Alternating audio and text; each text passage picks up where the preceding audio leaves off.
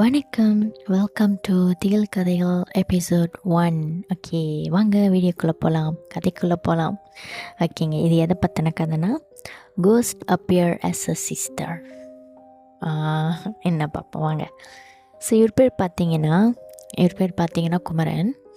குமரன் வந்து ஜேபியில் அவங்க அக்கா கூட தங்கி சிங்கப்பூரில் வேலை செஞ்சிட்ருக்காங்க. அக்கா கல்யாணம் பண்ணிட்டாங்க. அக்கா ஹஸ்பண்ட் குமரன் மற்றும் அவரோட இன்னொரு பிரதர் தம்பி. ஓகே, 4 பேரும் ஒரே வீட்டில் தங்கி அங்கே வேலை செஞ்சிட்ருக்காங்க. இவங்க பார்த்திங்கன்னா எவ்ரி சண்டே வந்து ஒரு என்டர்டெயின்மெண்ட் வச்சுக்குவாங்க. அவங்க ரிலேட்டிவ் வீட்டுக்கு போகிறது, அதுக்கப்புறம் தியேட்டரில் படம் பார்க்குறது, இந்த மாதிரி ஏதாச்சும் ஒரு என்டர்டெயின்மெண்ட் வச்சுக்குவாங்க எவ்ரி சண்டே. அதே மாதிரி இந்த சண்டேலேயும், அதாவது அப்போது நடந்த அந்த சண்டேயில் இந்த சம்பவம் நடந்தது. இவங்க எல்லாருமே வந்து அவங்க ரிலேட்டிவ் வீட்டுக்கு போகிறதுக்கு பிளானிங் பண்ணிட்டாங்க. அப்போது எல்லாருமே குளிச்சுட்டு கிளம்பிட்டாங்க. குமரன் வந்து குளிச்சிட்ருக்காரு. குமரன் குளிச்சுட்டு வெளியில் வந்து ஹாலில் உட்காந்துருக்காரு.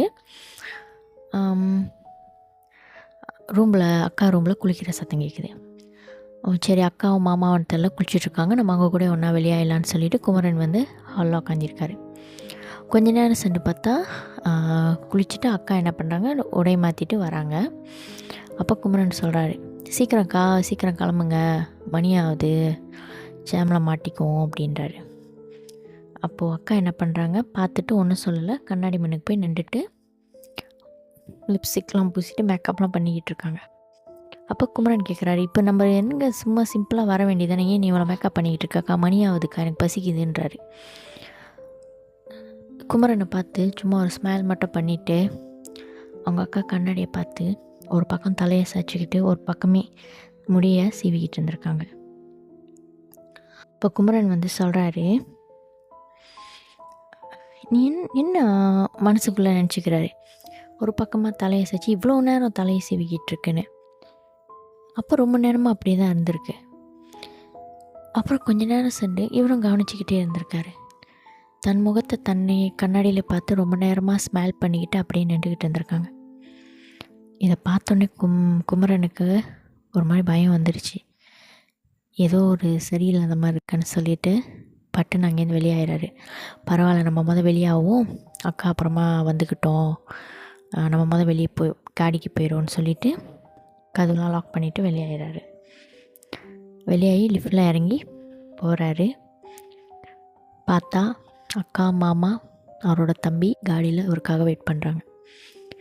அக்கா கேட்குறாங்க, என்ன எவ்வளோ நேரம் உனக்கு நாங்கள் வெயிட் பண்ணுறது, ஜேம் ஆயிரும் தெரியலையா, என்ன பண்ணிக்கிட்டு இருக்க, எவ்வளோ நேரம் ஒரு ஒன்று குடிச்சிட்டு வர மாட்டேன்னு கொஞ்சம் பேசியிருக்காங்க.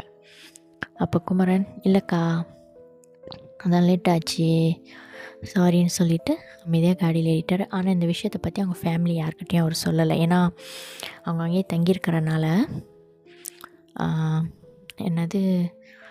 பயந்துட போகிறாங்க அப்படின்ட்டு அவர் வந்து யார்கிட்டையும் சொல்லிக்காமல் அமைதியாக அப்படி இருந்துட்டார்.